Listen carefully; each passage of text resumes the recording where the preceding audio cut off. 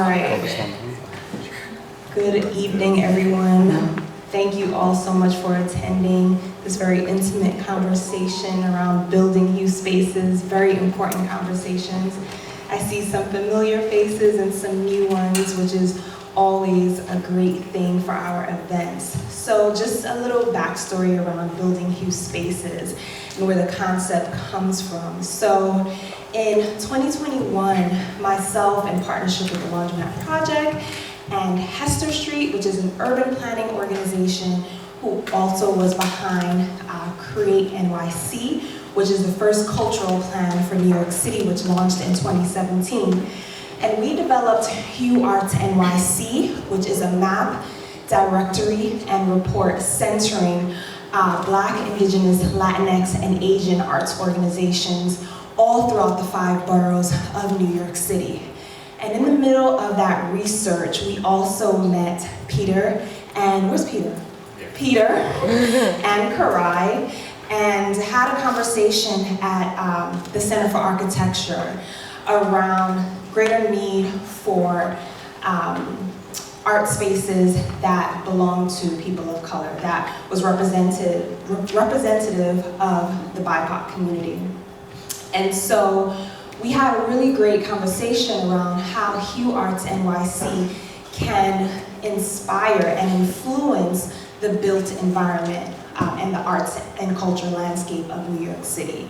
And so with that, we thought that it would be really important to create a series that teaches Black, Indigenous, Latinx, and Asian arts leaders on how to develop a capital project, how to begin thinking critically about an art space, whether you build your own space, like Makata did in Brooklyn, or the Laundromat Project did in Brooklyn, or if you are operating in a city-owned building like the Clemente, or if you are also in a co-working type environment like we are here through El Barrio's art space. So providing folks with a range of options for their work, I think is really critical and really important. Even for Museum Hue, we've learned so much in each and every one of these conversations that we've had, and it's been really amazing to hear feedback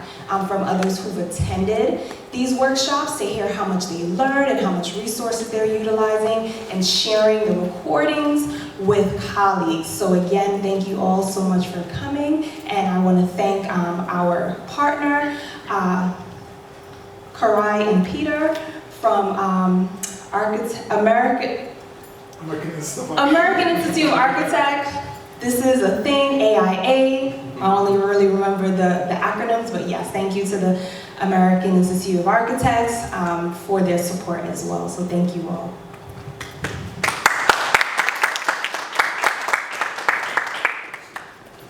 Thank you so much, Stephanie. Hi everyone, my name is Addison Tobias, and I'm the Programs Manager with Museum Hue. I'm here today to co-moderate the session with Karai Duman from AIA. So thank you all for joining us. So as we discuss building spaces for organizations of color, it is really important to acknowledge that we're building on lands that are suited and built by marginalized communities.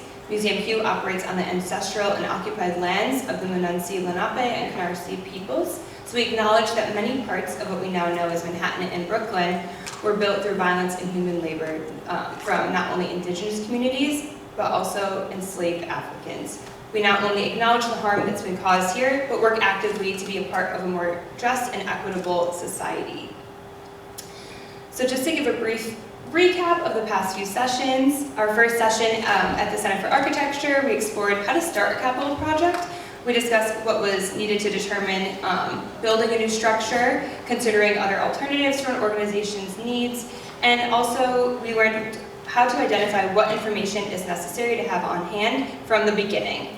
At session 2, we covered how to assemble the right team, creating a reasonable timeline for your team, and the process of acquiring a city-owned building and expectations of having a city-owned building. And for that session, we were at the Clemente Center.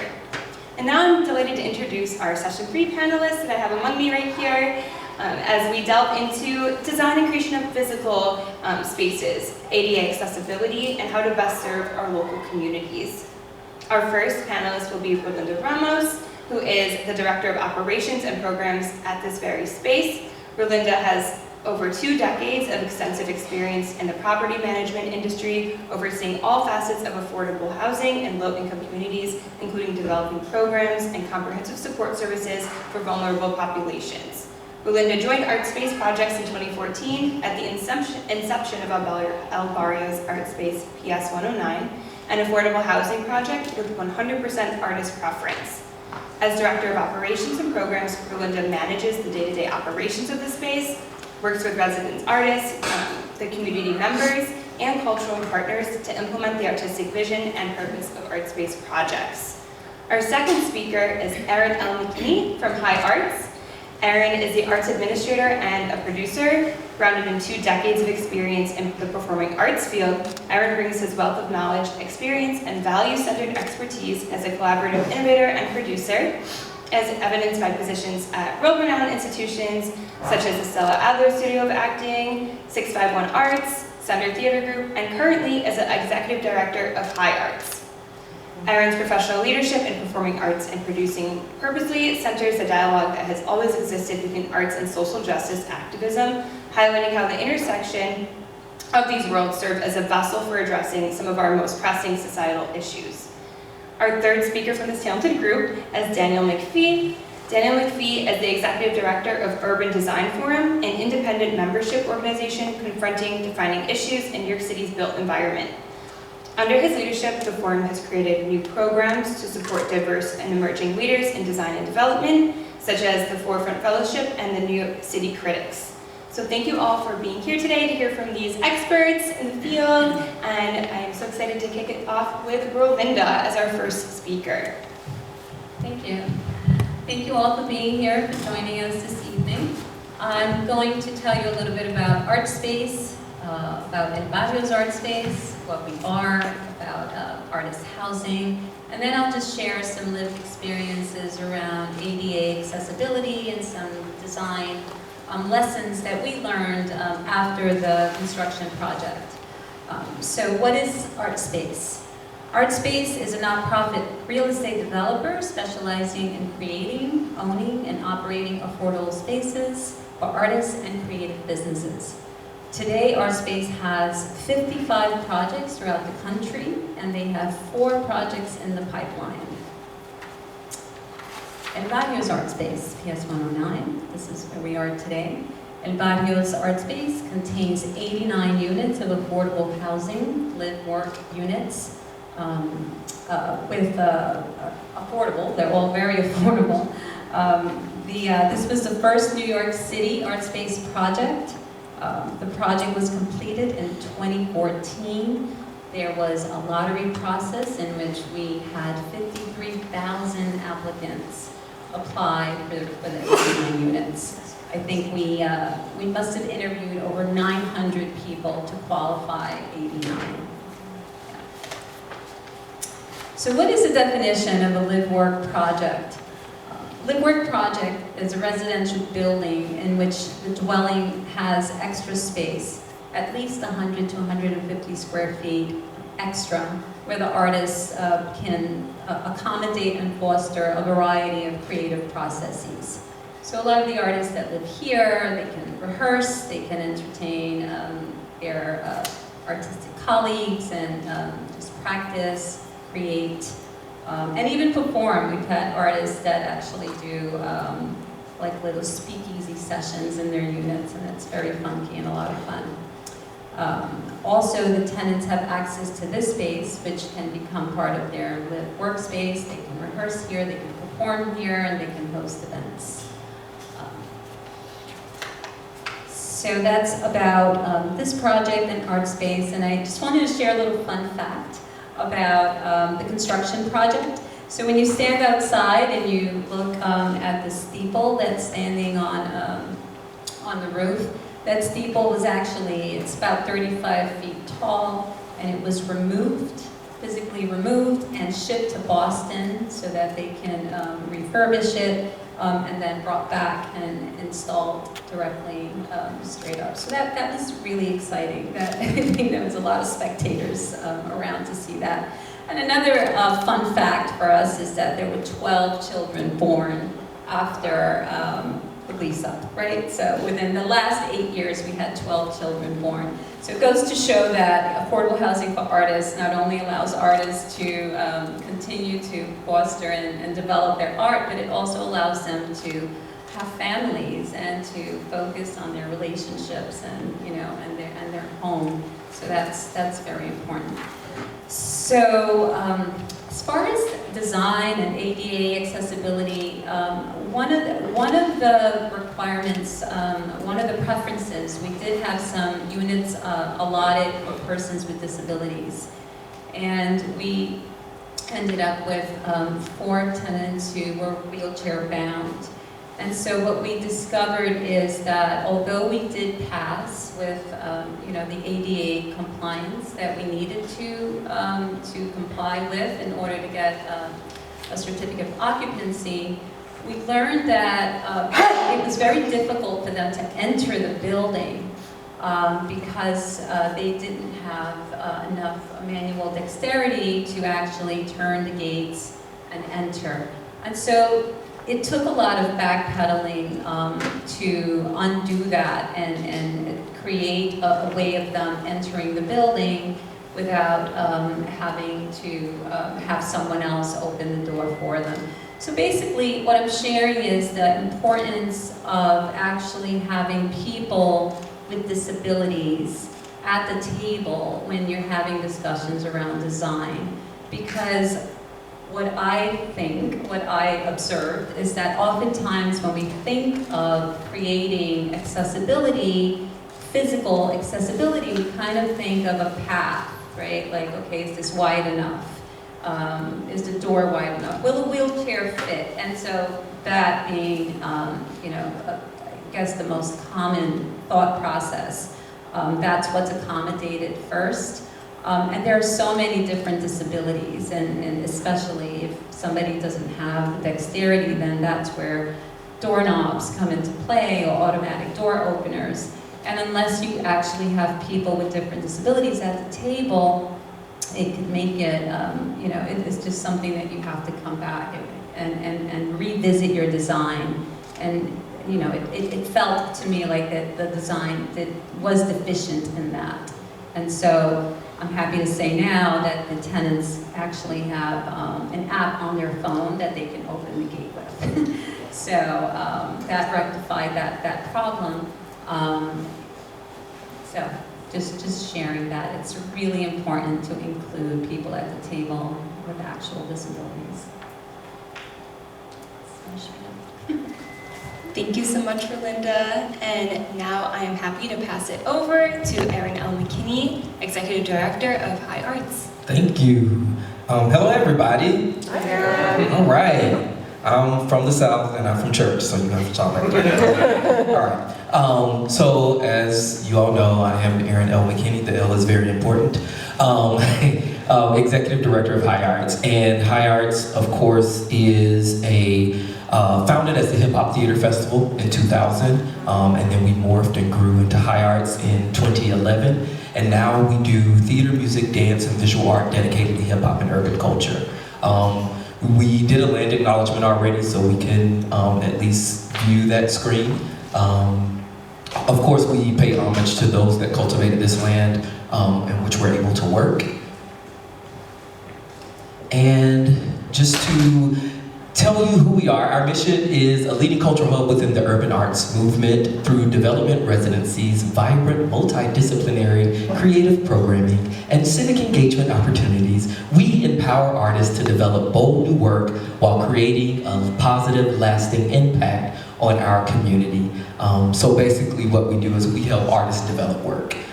So I was telling someone earlier, we don't even call what we do performances, we call them public shares. because we want to get the artists out of the mindset of preparing for a performance, that they should be in the process. It's not very often that, you know, artists, especially artists of color, have the opportunity to play, to explore, to be resourced to do all of these things. So we provide resources, financial and networking resources for these artists as they, you know, continue to develop their work. And so, like I said, basically we do theater, music, dance, and visual art dedicated to hip hop and urban culture. So because we're in this shared space, you know, I don't have to necessarily worry about, you know, ADA compliance, because that's Relinda's wheelhouse. You know, the spaces, you know, is we take it as it is. You know, we sign a lease and that's what it is. But for us at High Arts, it was really about how do we expand this thought of accessibility.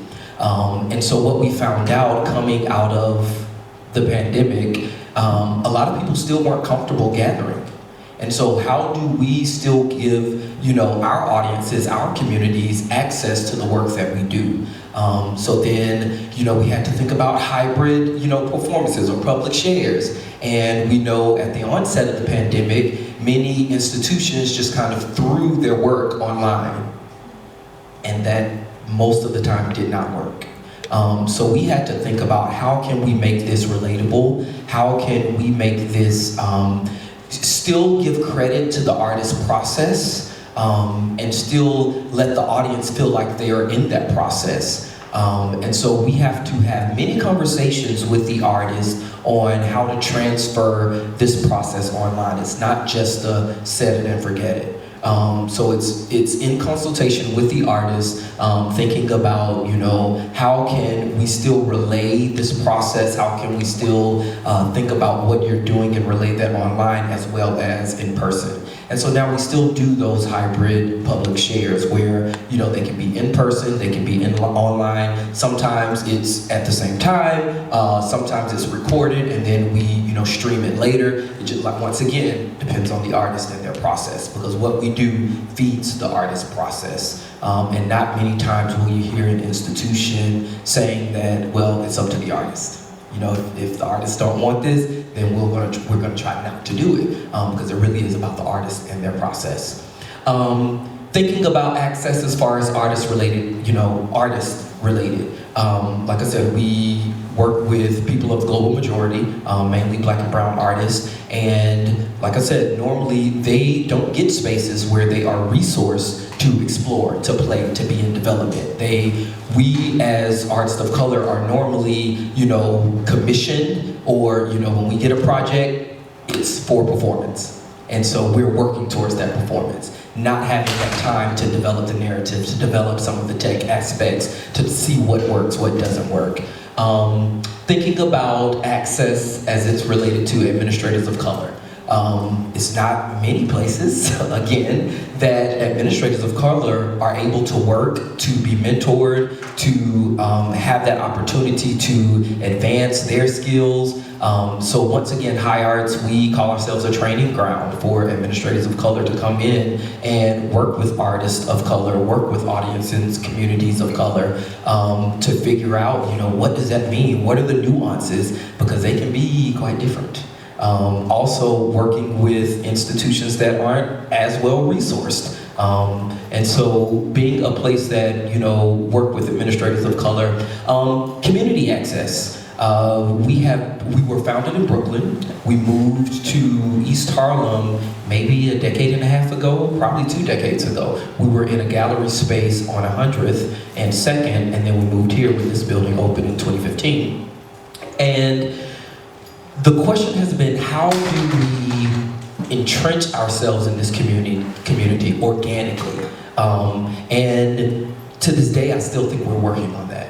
And part of that was capacity. When I started at this organization in 2016 as general manager, there were 2 full-time staff members and 1 part-time staff member.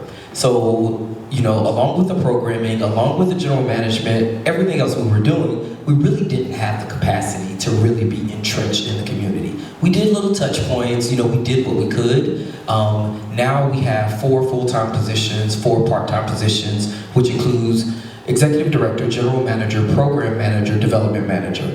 part-time positions, marketing manager, marketing associate, program associate, development associate. And so now we have a little more capacity, and our program manager is actually tasked with thinking about community engagement. Most of our programs have a community engagement aspect to them. One of our residencies, that is the main part of the residency, is a development phase, but the artist has a community engagement focus. And then our mural project, so if anybody walked down from 3rd, if you looked at the side of the building, the lady with the banana plants, that is part of our One Wall movement. And before that mural was painted on the wall, community members were invited to write something on the wall. And so their words of affirmation are a part of that painting because they just painted right over it, so it's still there on the wall. So a lot of what we do now, community engagement, is bred within the programming.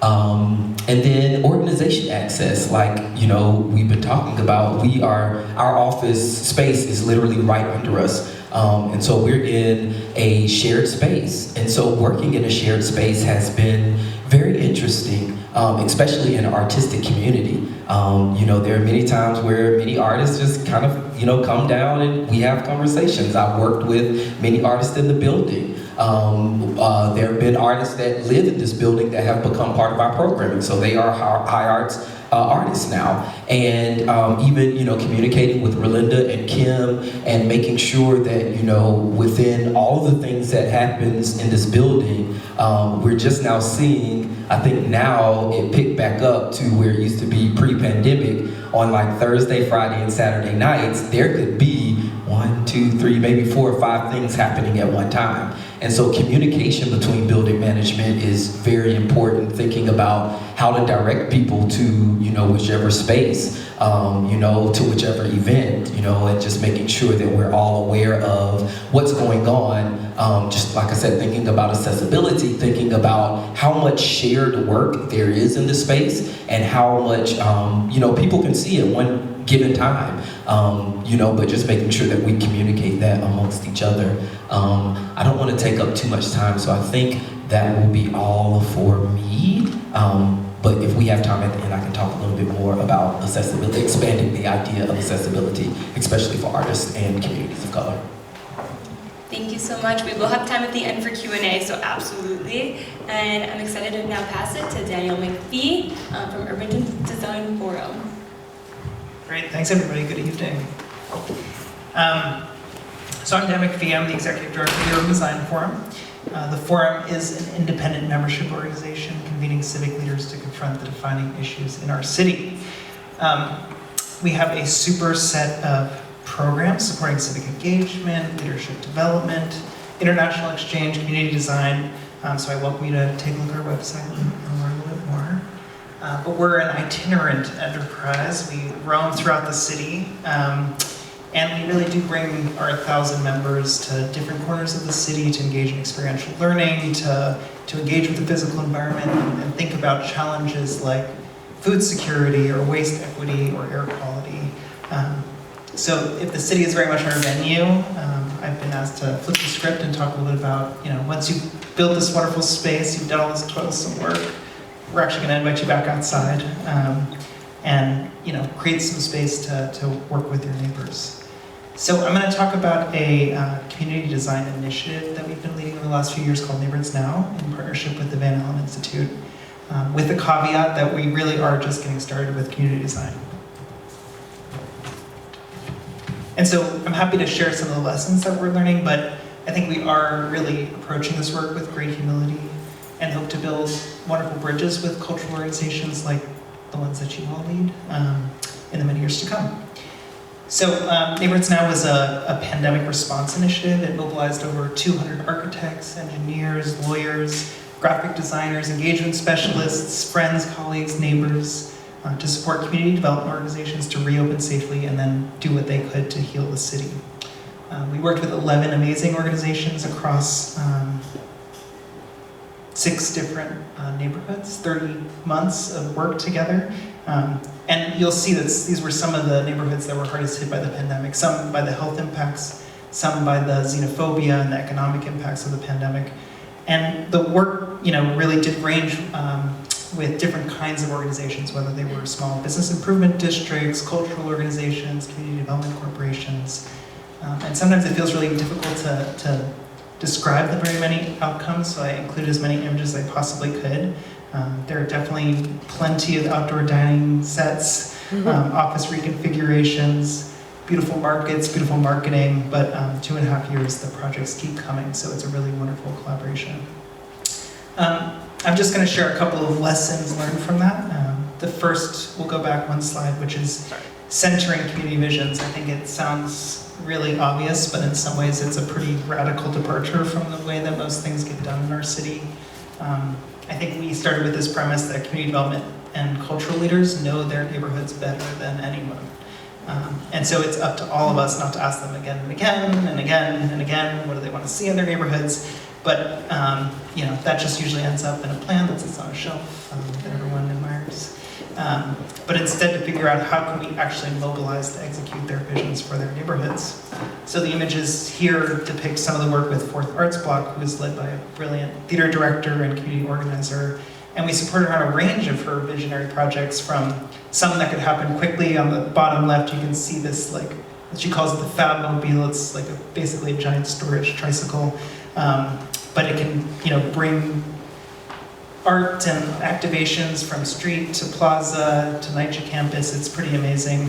Some of the projects, like the ones on the right, you see inch along slower, like the reclamation of a storage shed in Sarah D. Roosevelt Park to become a new community theater, which takes expediters and engineers and government diplomacy and all the things that you can imagine. So it's important to think about a range of things that can happen quickly and longer term. The second lesson, that's your cue, is to lay the groundwork. Many of us are accustomed to sitting behind a computer screen, but community partnerships really do take being on the ground, physically in space. We welcome all of our teams to get out there quickly and demonstrate their long-term commitment to these projects. So we saw a range of community cleanups, plant and paint days, re-greening public plazas. One of our teams in Jackson Heights even opened up a shop in a vacant storefront, drawing up a menu of services that they could offer that was translated across 4 different languages. So third lesson, that's your cue again, find flexible funds. Money matters. And as nonprofits, we can sometimes be pretty wily when it comes to fundraising. And so if you can find flexible funds, and I mean truly flexible funds, you can enable your partners to do whatever needs to be done. Hire, activate, build, program, communicate, fundraise. In my experience, you may even need to resource a whole lot of sandbags on a moment's notice. And one of the things that we're trying this year is something that's really simple and something that you can all do, which is flagging all the fundraising opportunities that we're chasing to our partners and offering to review their grant proposals as they do their own. So you can do this, leverage your networks, your knowledge, find those flexible funds, help your partners grow to new heights. It feels really wonderful when it happens. And these are some of the pictures of our partnership with the Bed-Stuy Gateway bid, creating the first holiday market for the city's greatest concentration of Black-owned businesses. And it's incredible how this has grown over the last 3 years, from like flimsy tents on a windswept plaza to these gorgeous glass houses they can now use year after year with this brilliant cultural programming, dance, music, fashion, warming up cold city streets, getting all the local elections involved. It's really been an amazing transformation. All right, lesson 4. I'm on 2 sides of pages. Create capacity. So when we do community partnerships, our goal isn't to parachute in and rocket right out. Our highest aspiration is to support our partners to produce public space programming year after year after year. Chinatown Night Market, where we helped a fantastic organization, Think Chinatown, recruit a team. It was an architect, a lighting designer, a graphic designer, an engineer, an evaluator, all those things. And the event has grown from 300 people on night 1 to over 8,000 at its peak of year 3. And they found a way to marry local music, opera, dance, film with neighborhood vendors, craftspeople. They passed down traditions. It's beautiful. And our partner shared this amazing story with me, how she was approached by an older woman one night who had been keeping home to stay safe, but had heard the music month after month after month, and finally summoned the courage to come out, and she was so joyful that she was going to invite all of her friends to come out too. And I think that's the kind of healing that we need in this moment, and the kind of healing that actually really only happens in intergenerational programming in public space. And it's been so wonderful to grow alongside our partner. She's built a new space, grown her team, secured a major state grant to further investment in the neighborhood. So we think a lot about how can we actually help to build the capacity of our partners. So if they ask for a strategic planner, we'll get them a strategic planner. If they need a graphic designer, we'll get them a graphic designer. Connections to government resources, all of that. And then lesson 5, amplify pride. Let's see. The reason that I love New York is because it's the one place in the world where we've all decided to live together. And we New Yorkers can be ruthless, we can be smug, but we're always, always, always proud of our neighborhoods. And so activate that pride, find opportunities for people to not just complain about what's wrong, but actually to take their futures into their own hands. And then as cultural organizations, document absolutely everything. We see plenty of cameras tonight, that's great. Those images and videos, they're not just fab fundraising fodder, they're not just great marketing materials. They're memories, and they remind us of that joy of living together and collaborating across our differences. This is the daily practice of our democracy, and we are desperate right now for those opportunities. So, of course, some wonderful outdoor restaurants, because they are on the chopping block these days. But the weather's warming, and I hope that we all have more chances for street-side salsa. So I'm just going to finish with a video from the Chinatown Night Market, if that's all right, 30 seconds.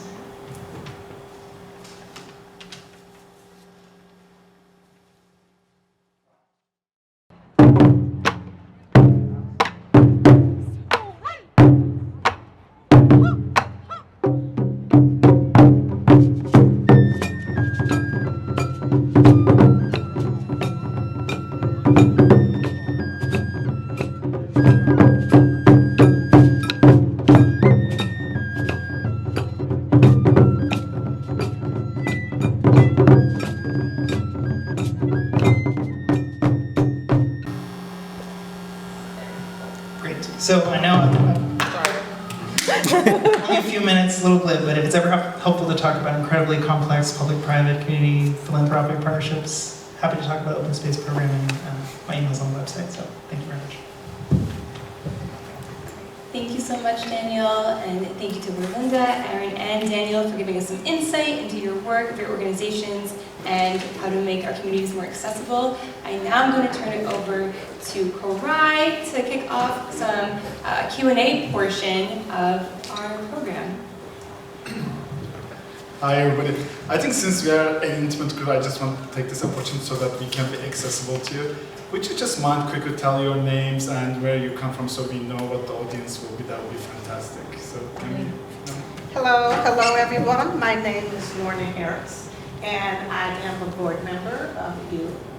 And I also have brought a guest with me, and she'll introduce herself, but she is an architect who's helped me in the past with nonprofit organizations and educational institutions engage with community and to build spaces to create our work. Please. I'm that person who was brought along. I'm Louise Braverman. I'm an architect. I have an architectural firm in Manhattan.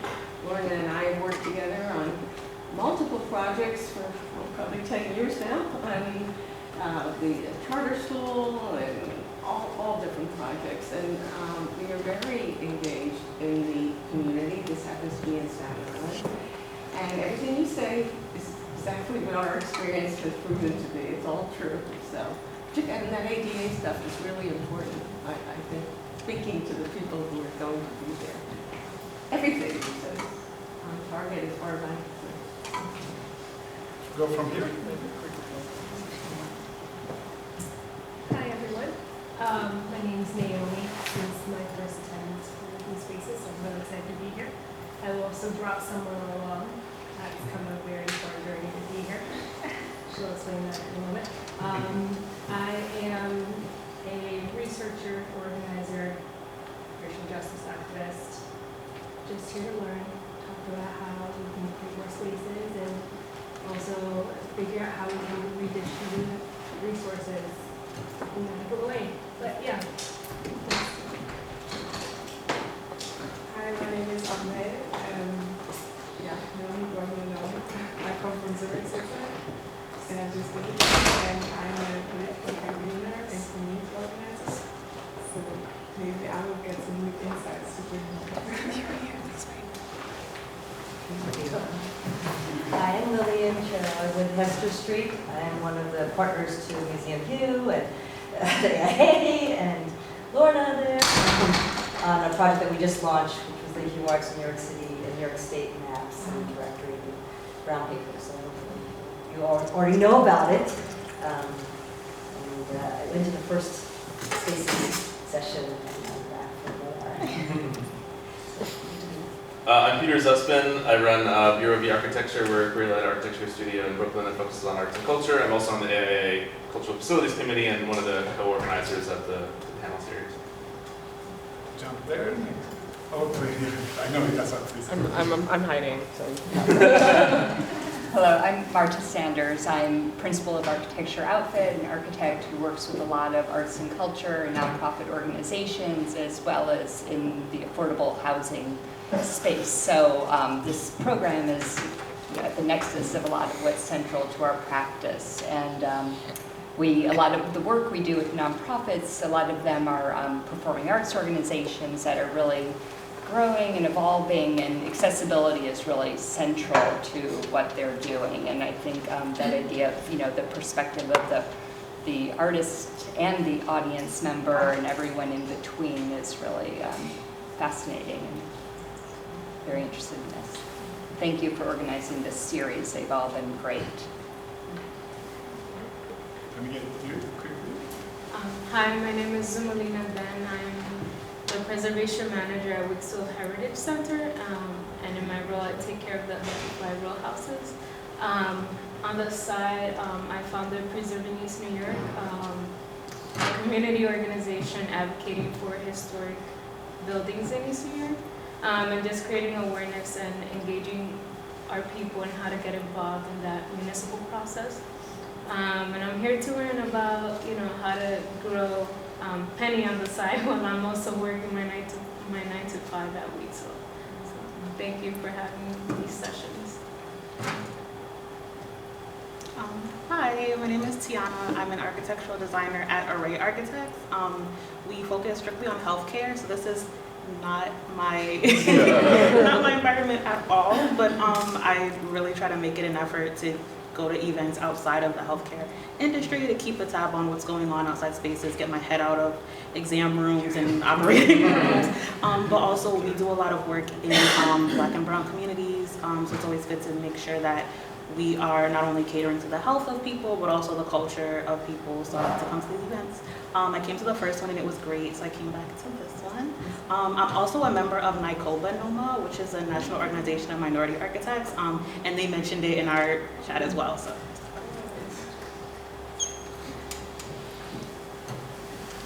Hi, my name is Ed Gibbs. I'm the New York State Assembly member for the 6th Assembly District, which is here in East Harlem.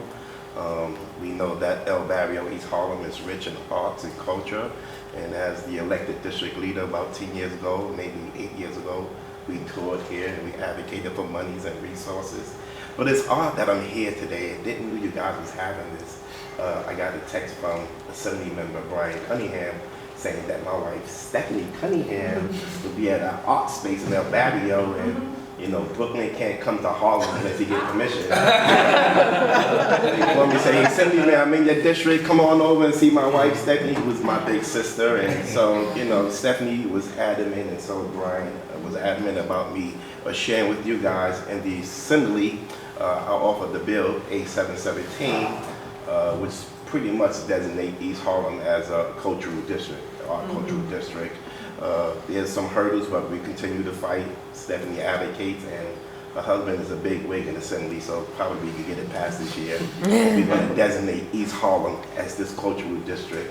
I want to thank Artspace for all that you do. You guys know I've been supported over the years, and I'm just amazed every time I come to visit. So thank you for this opportunity. If I leave in the next 5 minutes, it's a conference going on with the District Attorney's Office that I have to be a part of. I apologize, but I remain supportive. Nice to meet introduce you. I think Eddie did a lot of talking, so I'll just say I'm Eddie's colleague in the New York State Assembly. I'm Brian. I'm also Stephanie's partner, but also a big supporter of the arts, and have also introduced legislation to make sure art is not just diverse but inclusive, and where funding and resources get this year's budget. So thank you for having us, and thank you for hosting these conversations. Hi, I'm Lily, and I'm Stephanie's mom. Visiting from Florida. One more person there. Hi, I'm Jamil Wright. I am an owner's representative and project manager. So I specifically am working independently and specifically kind of focus on cultural organizations. So for those of you who don't know, we work hand in hand with owners of either buildings or organizations, nonprofits, corporations, if that happens to be the case, to kind of navigate through the building process, whether it's acquiring a building, renovating. So this has been great. I've attended just the second and third of these series, and it's been really great to see, whatever we can do to help organizations, arts organizations kind of thrive, and that's something that definitely seen more of post-COVID. So that's like the one big takeaway. There's hope, and so this is great to see, and I hope that these sessions kind of continue. Thank you so much. I think one thing great about to get to know is we'll talk about accessibility, and we invite 3 people specifically to talk about different levels of accessibility. It is obviously starting with maybe ADA, physical accessibility, to community engagement, and to accessibility in a broader sense. And just hearing people their introduction, and talk about art spaces. One of the things art does is that it just exposes you to things that you're not aware of. A few years ago, when we talk about hospital designs or healthcare, we never talk about accessibility of the health workers or people behind the scenes. We always talk about the accessibility for the patient. And with COVID, there has been a series of great work by the artists who exposed the difficulties that the health workers been through. One of them was actually in Queen's Museum. So this idea of accessibility beyond what we always think about is great. And maybe I would want to go there. I mean, in the beginning of the presentation, we talk about there's always this bare minimum we think about as accessibility, like check boxes, whether it's community engagement, whether it's ADA, and all of you start talking beyond how we can go beyond that. One of them is like ADA is not only description about a certain physical, inaccessibility, but it can be beyond that. I also want to add that maybe it's not only physical, but it can be psychological accessibility to certain things in space.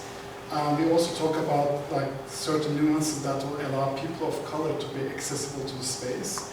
I just want to maybe first start to think about that. If you have other examples of these, going beyond that bare minimum, what are the kind of things that you learn, other lessons or experiences that you have not the lessons learned, how things done that go beyond so that it is accessible for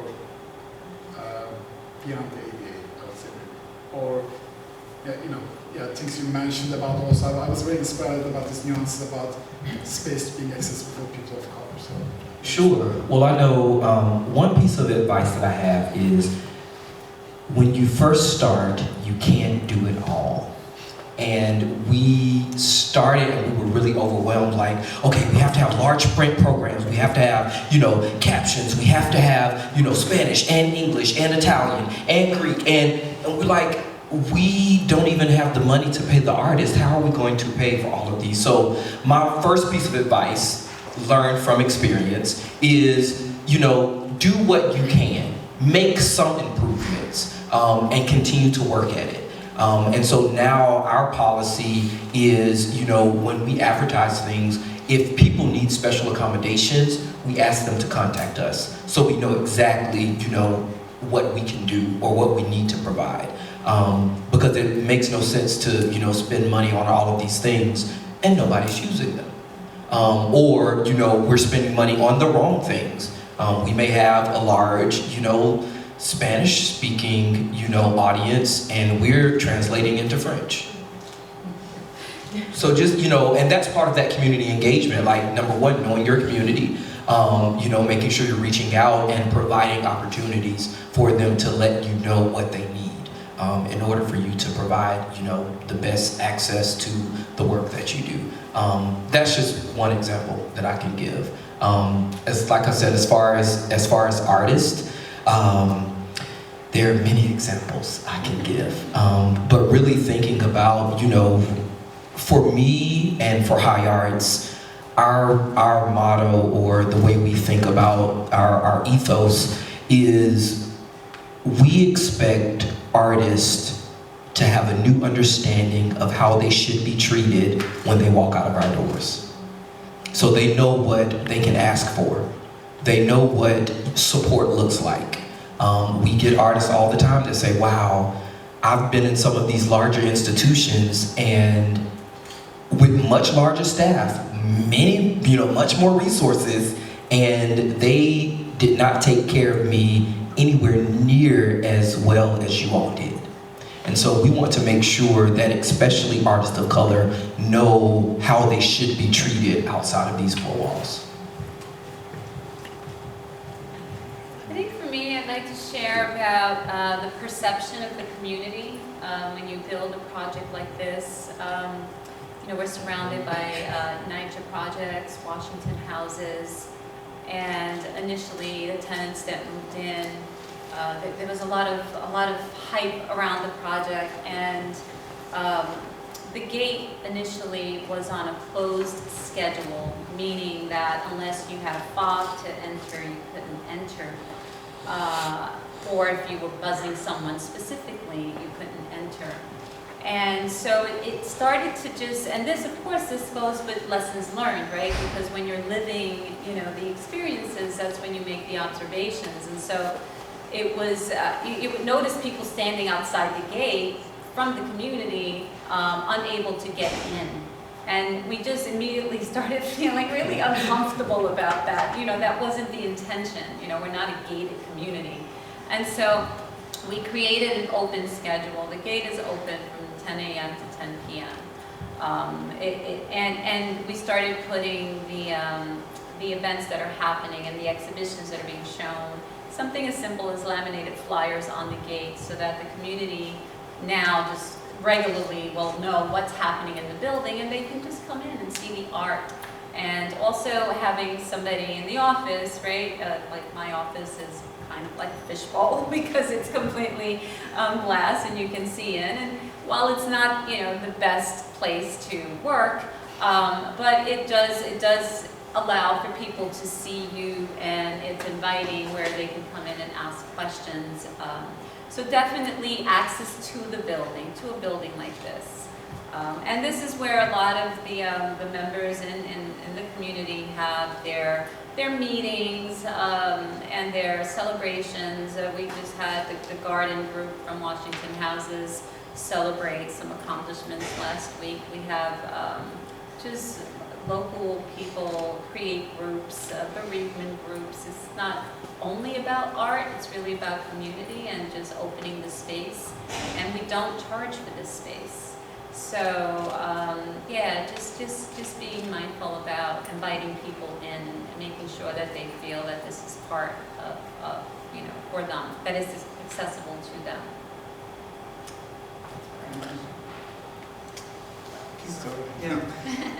Maybe I'll start from here. Another thing, I'm also very interested in this idea of, I'm sure it's not 24/7 accessible, but it seems like you're having a lot of events here, which is fantastic, and different times of the day. Yes. As you mentioned, there's Friday, Saturday night. There's also this idea of accessibility, different times of the day, and how do you manage that? What is your experience, and what might be your advices about that? Also will be very interesting. Yeah.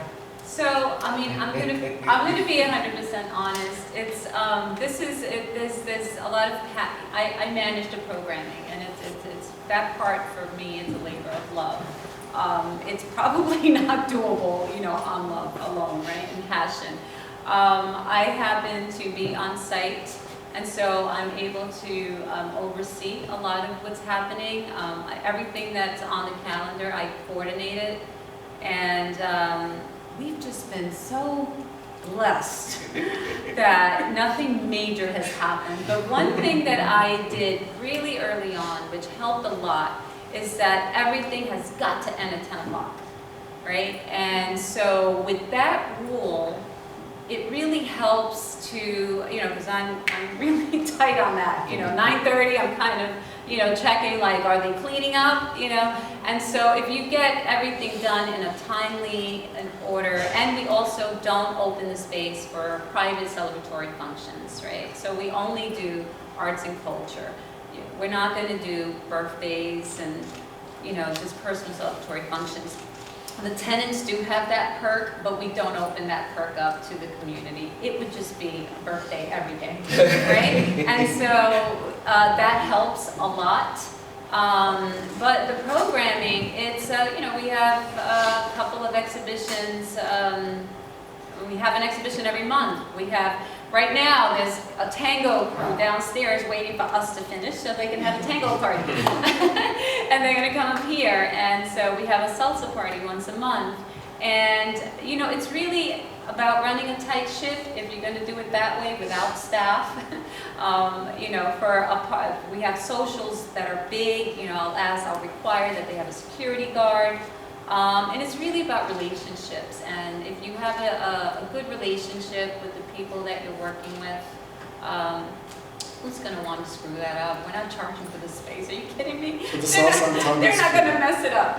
Yeah, we have tango classes that are donation-based, and then they have socials.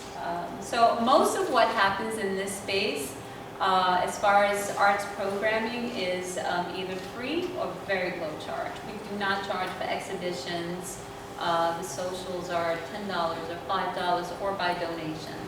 Yeah, and nobody's left out if they can't be there. Maybe I'll just jump into something that, please, if you want, anybody wants to join in. Mine is a completely different accessibility. I'll stay on this. Okay, I will ask one question and I will give it to you.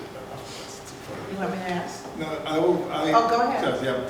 One thing that I'm curious, because it seems like as we are talking, the kind of for all nonprofits, the amount of work that needs to be done gets bigger and bigger with these bigger ambitions that we have, which is great. But one thing maybe I want to talk with you, Dan, is Urban Design Forum seems like you have this really, like you managed to create these partnerships. You also, a few things that I want you to talk about. One of them is, because you create these groups, people who volunteer have a limited time that they volunteer, so they, you don't take over their time. But also you create these partnerships between private entities and public, also in these neighborhoods. Can you just talk a little bit about that? I think some of the things that you organize might be really, seems like it might be a great way for expanding your ability or your resources without really having the budget. So yeah, we certainly don't have the yeah, so even though I run an organization called the Urban Design Forum, no one on my staff is a designer. They really are a mix of facilitators and curators, and I think that they see their work as, this isn't my project in the public realm, right? This is, how can I support these people to come together to do this work? And I think because of the community that we've been able to build over the last dozen years, it's amazing to me to see how private sector firms who want to find a way to contribute meaningfully in their community, they don't want to just like drop some silly diagrams that no one's going to care about, right? They want to figure out how do they actually support their neighbors.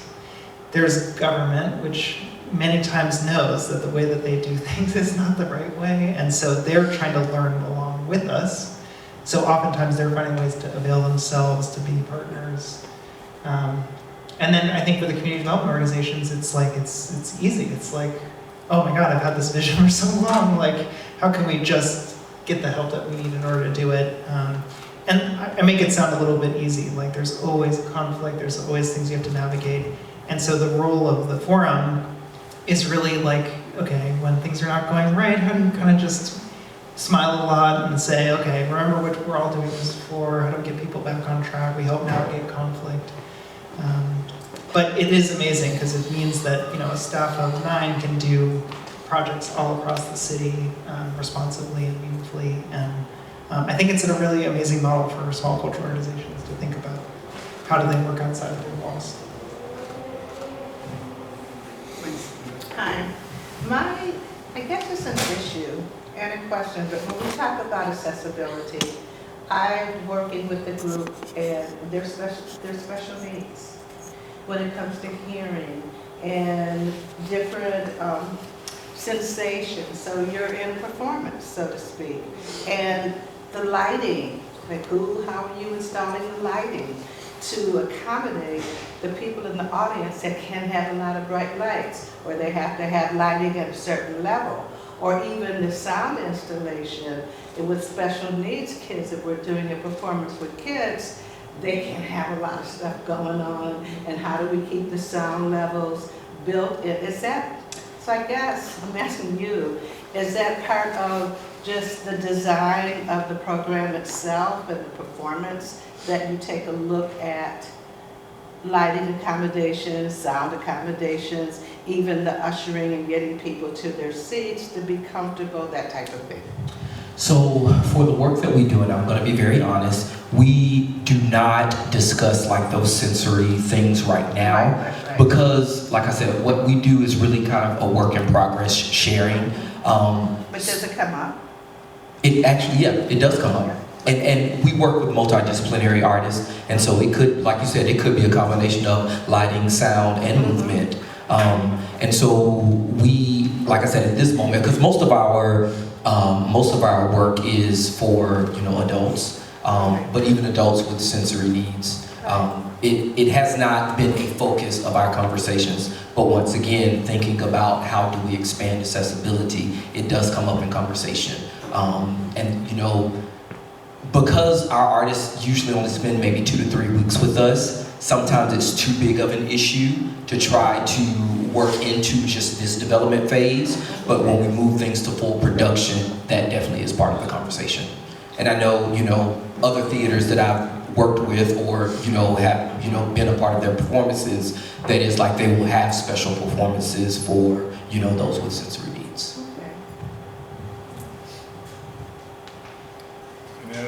Yeah, please. Yeah, it's interesting, those things, you're taking upon yourself to kind of try to respond to your particular audiences and try to meet them. You're saying it's always hard because there's no designated funding for that kind of thing. And so it's the organization that takes it upon themselves to do it. But there's no, all spaces should be accessible. And so I wonder what you are doing, or we are doing as a community, as a larger field, about making sure that there are resources dedicated so that this is a broad idea, but how do we change the narrative of kind of making it a requirement that there has to be designated funds for this, because it is very expensive to deal with technology, staging, lighting, and then accommodating all the different physical, audio, there's so many different needs. And they all need very different kinds of adjustments. And so I'm just putting it out there. I don't have an answer, but I just feel like we keep talking about it, and it's kind of like, yeah, we're trying, but no one's kind of saying this has to be done, and we need like a serious amount of funds to, even incrementally, work with this population, that's a. So Lillian, I thought about this as, I hate to write grants, but when you're filling out these applications and they're asking you about ADA and accessibility, like what does that, how can you really be inclusive, which is why I really thought about that, because I had a project with these special needs people. It's like, what? Yeah. Yeah, for us, we do actually, that's now, with all of the overhead costs that we include, accessibility is one of those line items that we include in every budget. Because that's, for us, that's part of our program. Right. We have to have, at minimum, we have to have money for at least captioning or ASL interpretation. Yes. At bare minimum. I think maybe one of the answers is also maybe shared resources, as kind of one of the essence of Museum Hue too. Like, as we move forward and we want to expand and serve and want to do more, I think we can't just each of us create all of these things individually. I think if there is a way to have these kind of technical things to be shared between different small non-profits, I think that will probably make the kind of the expertise, share the expertise that will make it hopefully more affordable. So that's the, and in that sense, I'm curious to see how sharing as a model works for in different scales. Like, Yeah, maybe. I was just going to say that I think in some ways we have some of the tools already, right? Like as cultural organizations, we know how to organize. And so I think it is on us to figure out how do we talk together to demand the things that we want to see in the world.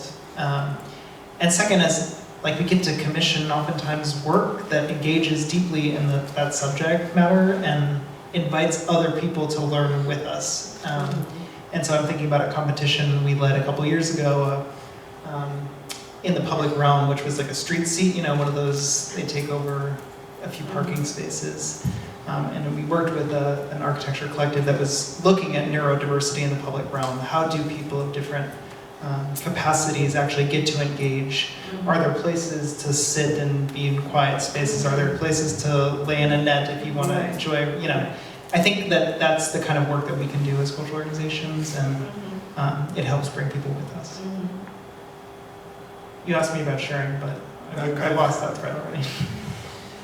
But also, just to add to that too, there's a lot of capital project funding from the city and state that a lot of people are applying for as well. That's available too, specifically for accessibility as well. So I think that's why these conversations are important too, because that's what I also recently learned from working with, you know, DCLA, Department of Cultural Affairs, also, you know, learning from elected officials and their staffers as well about like how so much capital funding is not being utilized to kind of offset some of these fundings as well.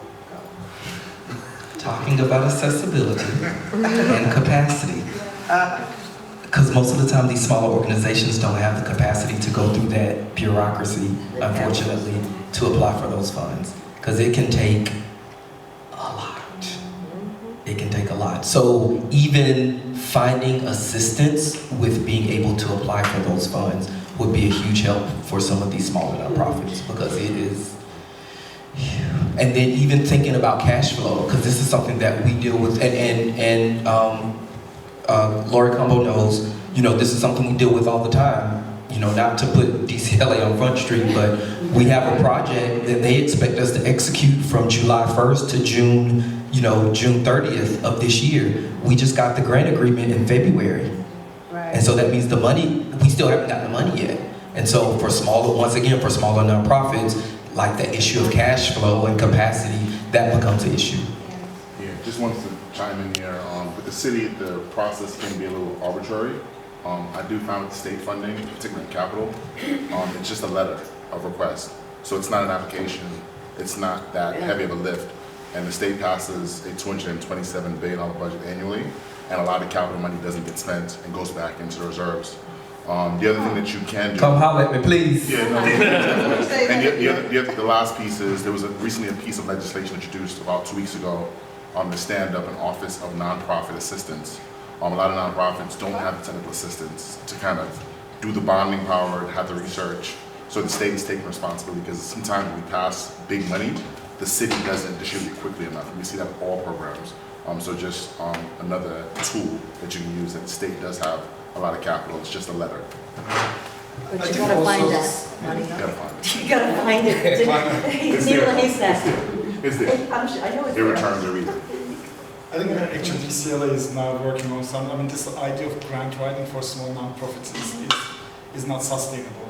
And I think now there is a movement, which again is a group of smaller nonprofits coming together and demanding it. There's a process for it to make it much easier, so that you don't need to hire a grant writer and spend half of the money for the grant writer to get the fee. But maybe just go back to that. I'm curious about like how do you share like resources with the community? How do you within the community and outside within the neighborhood, and how that allows them or you to expand and do more than what you can do? That might be something interesting to hear about. I would like to talk about that, but I just have to. I think it's very important to just piggyback. I think there's always a bare minimum that we as leaders can do And because sometimes you wait for the big money, right? You know, and to make physical alterations in a space is so costly, and there's so many institutions that need it. But maybe it's less costly to do some sensibility, some sensitivity training to look for those people who maybe don't have the same mobility that others do. Like there's got to be people in the space when we have these events that are actually looking out for that, you know, that could grab the chair or lead somebody somewhere. We had a prom, we did it twice, right? We had a prom for 3 times. 3 times for children, teens, people with Down syndrome. And that was a great learning experience because, and people on the spectrum, and some were severe. And so we actually created another space for them downstairs where if they were overstimulated here, because the dance room is here, they were overstimulated and they needed a different, you know, so that other room was equipped, you know, with something that was more soothing, more calming. So I do feel that we, as leaders of these cultural institutions, would definitely benefit from some sensitivity training. And it's just looking, right? You have to look for it if you're not looking at it. And sometimes we look at it and we're uncomfortable with it, so we just don't do anything about it. And that's, you know, there needs to be training around that. Because that's doable, right? Like that's doable, and we all have the ability to you know, to be kind. That's helpful.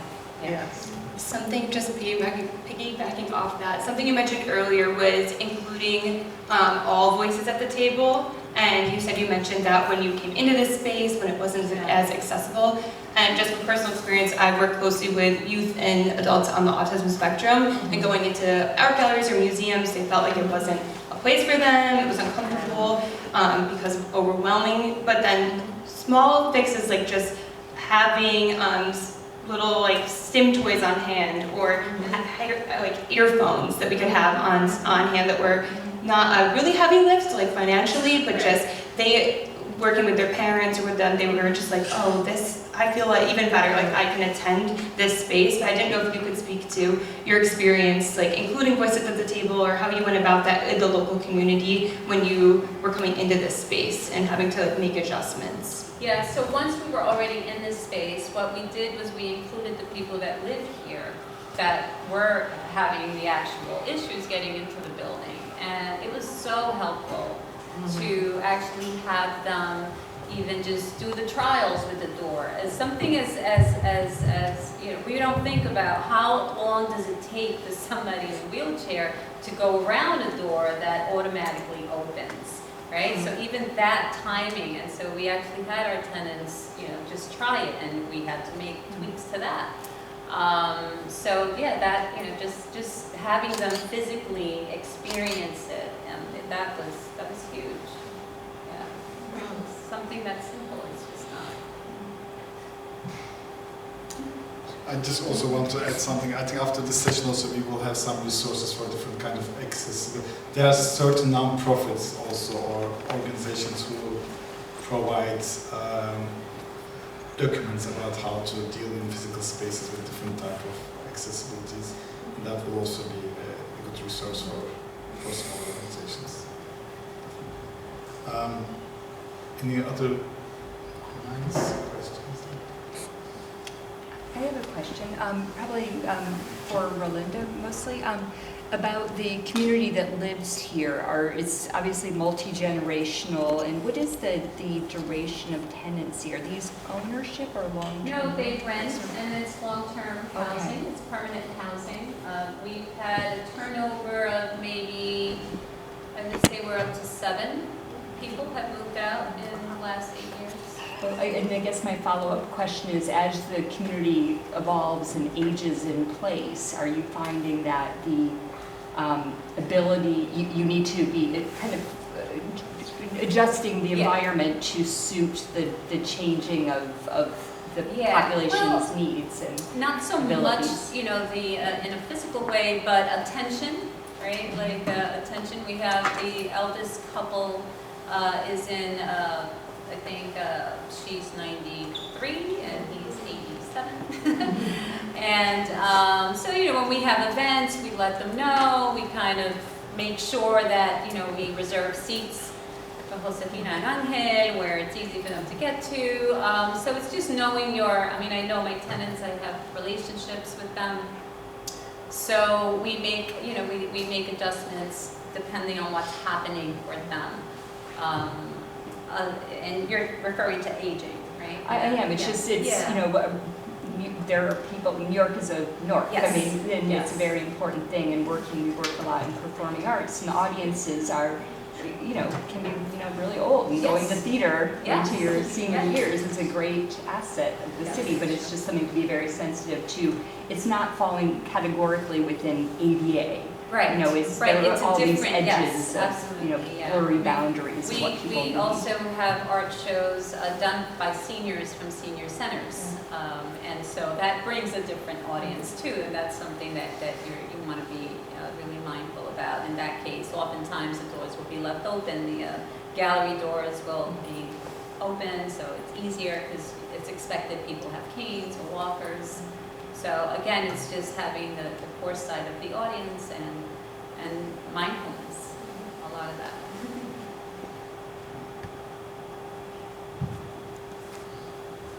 If there's no more questions, I'm happy to now have us have some networking and mingling time. I do want to pass it over to Stephanie to have some closing remarks, and then we have some snacks, etc. for you guys to all enjoy.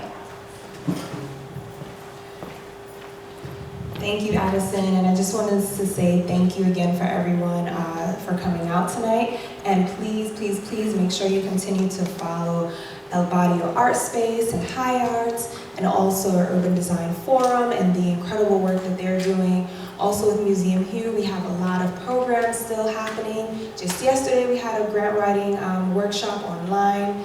Coming up, we're having more Building HueSpaces talks, as well as conversations around Hue Arts NYC and Hue Arts New York State. So continue to be engaged. Follow us on social media, Museum Hue, on Instagram, Facebook, and Twitter. Also our website, museumhue.com. Also, again, want to say thank you to our partners from the American Institute of Architects, AIA, I remember this time. So grateful for these conversations, and like I said, we also provide really great resources on our website. We hope that you will check them out, these videos and such, articles and such. We hope to also begin having up and also the slides from panel discussions from all of the panelists as well from this session and others are also on our website as well. So again, feel free to reach out to us as well if you have any questions. We're at info@museumhue.com, and we're happy to continue to be in community and conversation with you all. So thank you again. We hope you will stick around to network a bit. There's some really exciting folks in the room. So again, thank you all.